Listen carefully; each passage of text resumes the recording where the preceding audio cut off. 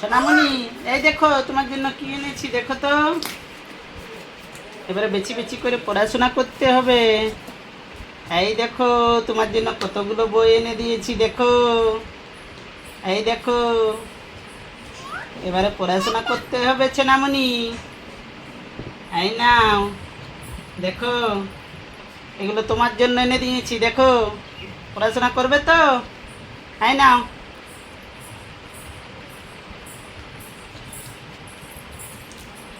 এই দেখো,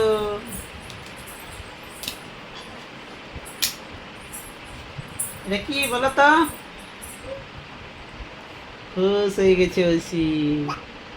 এটাও নেবে? নাও, সব তোমার, সব তোমার। এই নাও সব।